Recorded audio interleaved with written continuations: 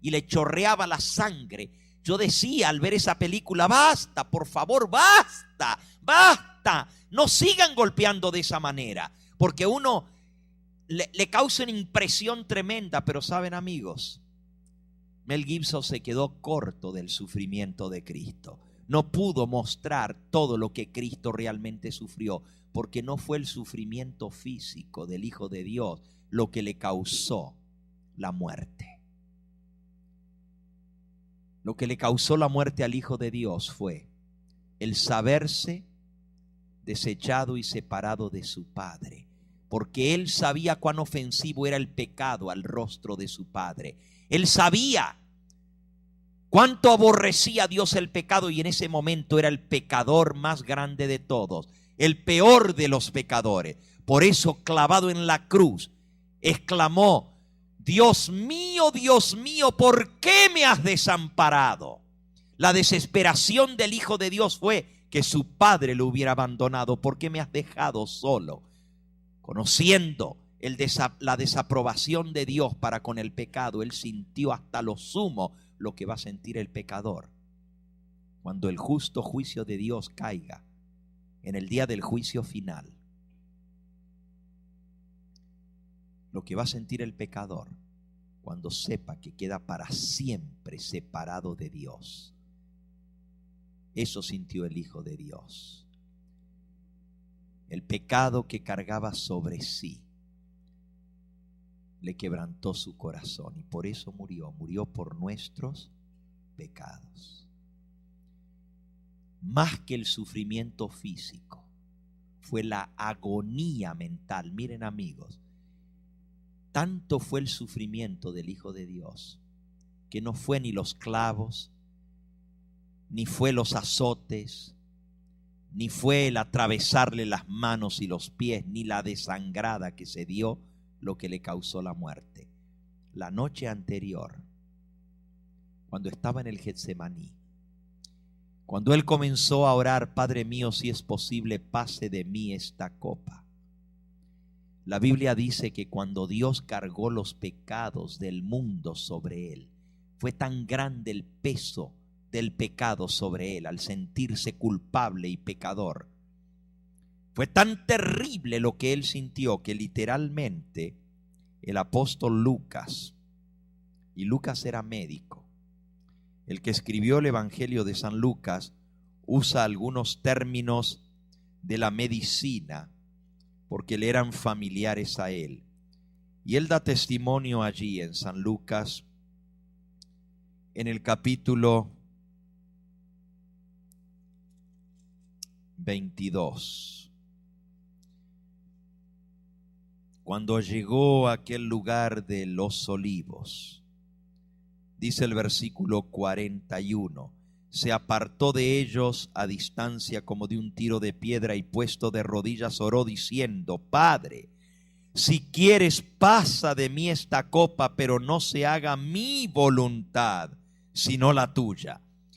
Y se le apareció un ángel del cielo para fortalecerle, y estando en agonía, oraba más intensamente, y era su sudor como grandes gotas de sangre que caían hasta la tierra.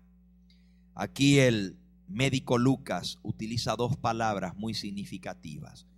Una es: y mientras agonizaba, o estando en agonía. ¿Saben lo que es agonizar? ¿Cuándo decimos nosotros que una persona está agonizando? Cristo se estaba muriendo, no en la cruz del Calvario, se estaba muriendo la noche anterior en el Getsemaní. Cuando los pecados del mundo le fueron puestos sobre él, era tan grande, tan grave el peso del pecado, que él le pidió al Padre: Padre, si es posible, pase de mí esta copa. Y en ese momento agonizaba por el pecado del mundo. Un ángel del cielo vino para fortalecerlo, no para quitarle la copa, sino para fortalecerlo físicamente, para que aguantara poder beber esa copa. Y luego dice: era su sudor como grandes gotas de sangre que caían hasta la tierra. El término médico para esto es hematidrosis. Y la hematidrosis es una circunstancia que se da justamente en personas que por un intenso dolor, ya sea físico o una agonía mental muy severa, en el momento de agonizar, por esa gran presión que tienen, se revientan los capilares que están en la piel.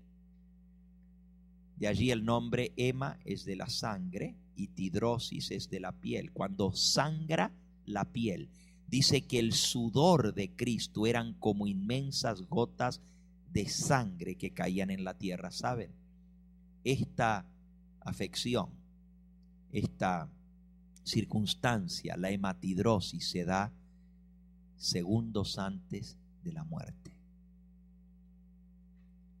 Cuando la persona ya no soporta más y finalmente o muere de un ataque al corazón, se revienta el corazón de tanto dolor, o simplemente se desmaya porque no soporta más.